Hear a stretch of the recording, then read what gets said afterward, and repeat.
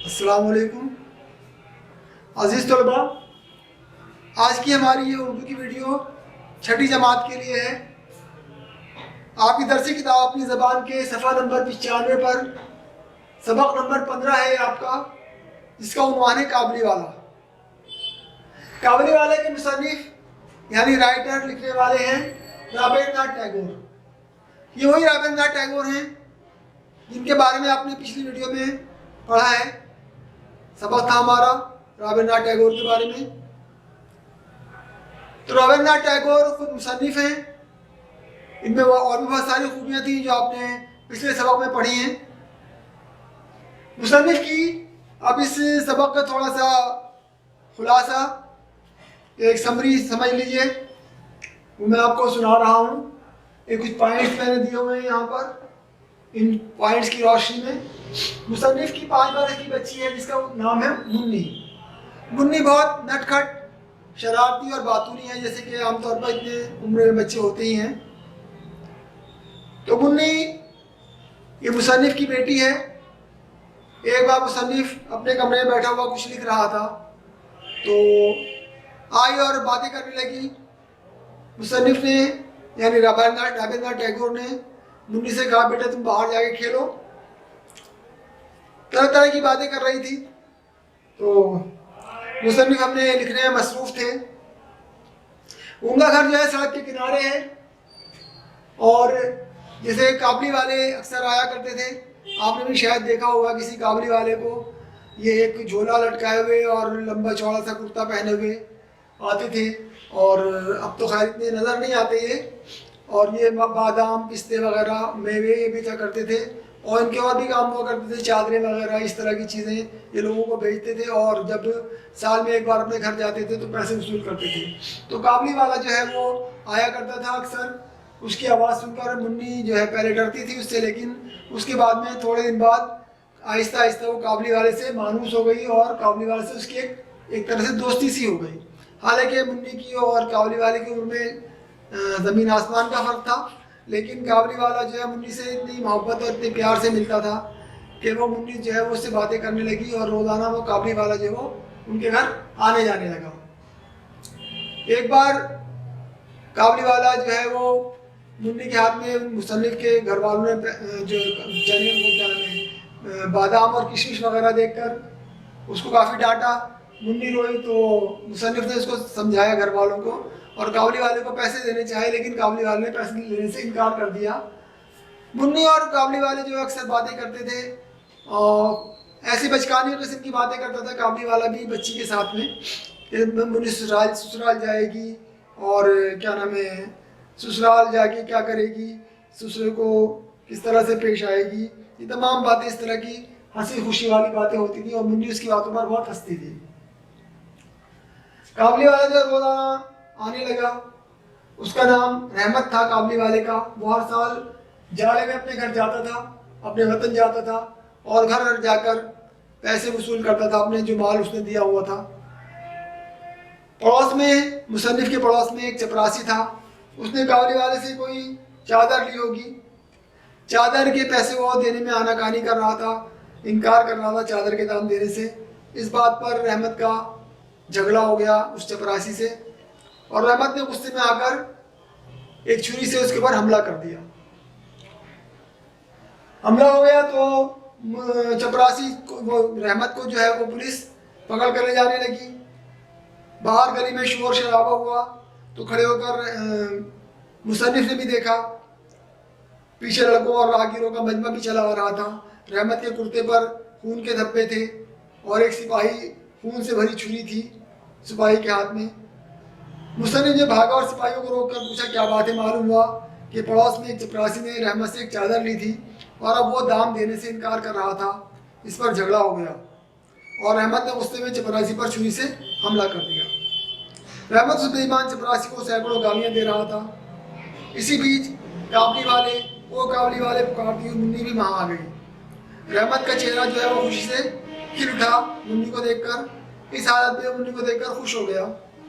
मुन्नी ने आते हुए उससे पूछा, तुम ससुराल जाओगे? रहमत ने हंसकर कहा, हाँ वहीं जा रहा हूँ। उसने देखा कि इस जवाब से मुन्नी को हंसी आ गई, तब उसने मूसा दिखाकर कहा, मैं ससुरों को मारता तो ज़रूर, लेकिन क्या करूँ, मेरे हाथ बंधे हुए हैं। बड़ी जज्बाती किस्म की ये कहानी है। कुछ दिनों बाद इस जुर्म में रहमत को 7 साल की सज़ा हो गई। लोग भी भूल भाल गए, मुसन्निफ की भी जहन से ये वाक़या निकल गया। इसी दौरान मुन्नी बड़ी हो गई और उसकी शादी तय हो गई। आखिरकार शादी की तारीख भी आ पहुंची। मेहमानों से घर भरा हुआ था। मुसन्निफ अपने कमरे में बैठा हुआ कुछ काम कर रहा था कि उसी वक्त अचानक रहमत आ गया। रहमत की हालत ऐसी थी कि मुसन्निफ उसको नहीं पहचान सका, लेकिन जब रहमत ने हंसा तो उसको ये अंदाज़ा हुआ कि अच्छा ही तो रहमत है। याद आ गया मुसन्निफ को।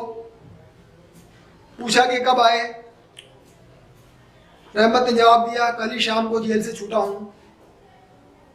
तो मुसन्निफ ने कहा, आज तो मैं बहुत मसरूफ़ हूँ, फिर कभी आ जाना। यानी रहमत को टालने की कोशिश की। तो उदास हो गया और हिचकिचाते हुए बोला, मुन्नी कहाँ है बाबूजी? मुसन्निफ ने कहा, आज घर में काम है, मुन्नी से भी मुलाकात ना होगी। वो उदास हो गया और सलाम करके जाने लगा। मुसन्निफ को जैसे धक्का सा लगा, जी चाहा कि उसको बुला ले। इतने में देखा कि खुद ही वापस आ रहा है। वापस आकर उसने कुछ बादाम और किशमिश जैसे वो मुन्नी को देता था वो दिए और कहा कि मैं मुन्नी के लिए लाया था, ये उसको दे दीजिएगा। मुसन्निफ ने उसकी कीमत भी देनी चाहिए, लेकिन रहमत ने इनकार कर दिया। रहमत ने बताया कि मुन्नी के बराबर उसकी भी एक बेटी है और अपनी जेब से एक कागज़ की पुड़िया निकाली और उसको दिखाया। उस पर उसकी बेटी के हाथ का निशान था, जो वो इतनी दूर से लेकर अपने सीने से लगाए बादाम और किशमिश वगैरह बेचने के लिए, यहाँ कारोबार तिजारत करने के लिए अपने घर से आता था। अपनी बेटी के हाथ का निशान देकर, छोटा सा हाथ का निशान था उस कागज़ के ऊपर। ये देखकर मुसन्निफ की आंखों में भी आंसू आ गए। वो सब कुछ भूल गया। बस इतनी बात याद रही कि मैं भी एक बाप हूँ और वो भी एक बाप है। उसी वक्त मुन्नी को अंदर से बुला लिया मुसन्निफ ने। मुन्नी जो है शादी के जोड़े में उसके सामने आकर खड़ी हो गई। तो अचानक इस तरह देखकर रहमत जो है घबरा गया और मुन्नी से पूछा, आज अपनी ससुराल जा रही हो? मुन्नी अब ससुराल के मानी समझने लगी थी, वो शर्मा गई। रहमत को याद आया कि इन 8 वर्षों में उसकी अपनी बेटी भी बड़ी हो गई होगी। इतने दिनों में उसका क्या हुआ कौन जाने। वो जो है अपनी बेटी की याद में खो गया और वहीं ज़मीन पर बैठ गया रहमत। इस तरह से हमारी ये कहानी यहाँ ख़त्म होती है। अब इसके बाद अपनी सवाल जवाब की कॉपी में इसके अल्फाज मानी कर लीजिएगा आप लोग। फिर हम इसके सवाल जवाब कराएंगे और ग्रामर की कॉपी में ग्रामर का काम होगा। अल्फाज मानी के बाद अपनी सवाल जवाब की कॉपी में आप सफ़ा नंबर 95 और 96 पर आपको ये इन सवालों के जवाब मिलेंगे जो मैं आपको अभी पढ़कर सुनाऊंगा। सवाल नंबर 1 है, मुन्नी की उम्र क्या है? सवाल नंबर 2, मुन्नी की माँ काबली वाले के बारे में मुन्नी से क्या कहती थी? सवाल नंबर 3, काबली वाला मुन्नी को क्या देता था? अपने थैले में से निकालकर, अपनी झोली में से निकालकर मुन्नी को क्या देता था काबली वाला? सवाल नंबर 4, मुन्नी और काबली वाले में किस तरह की दोस्ती हो गई? किस तरह दोस्ती हुई मुन्नी और काबली वाले में? ये चारों सवालों के जवाब आपको सफ़ा नंबर 95 और 96 पर मिल जाएंगे आपकी किताब में। फिर सफ़ा नंबर 97 पर आप देखेंगे तो आपको इन सवालों के जवाब मिलेंगे। इसमें सवाल नंबर 5 है, मुन्नी और काबली वाले में क्या बातें होती थी? वो आपस में किस तरह की बातें करते थे? किस तरह की वो आपस में एक दूसरे से हंसी मजाक करते थे और बातें करते थे, जिनकी वजह से काबली वाले में और मुन्नी में दोस्ती हो गई। सवाल नंबर 6, काबली वाले का नाम क्या था? सवाल नंबर 7, काबली वाले को जेल क्यों जाना पड़ा? क्या वाक़या हुआ था जिसकी वजह से काबली वाले को जेल जाना पड़ा। ये भी आपको सफा नंबर 97 पर इसका जवाब मिल जाएगा। सवाल नंबर 8 है, रहमत को कितने साल की सजा हुई? इन सारे सवालों के जवाब आपको सफा नंबर 97 पर मिलेंगे। और इसके बाद आप जब सफा नंबर 98 और 99 पर देखेंगे तो आपको इन 3 सवालों के जवाब मिल जाएंगे। इनमें सवाल नंबर 9 है, जब रहमत जेल से आया तो क्या वाकया हुआ, क्या देखा उसने, क्या वाकया हुआ जब रहमत जेल से छूट कर आया तो।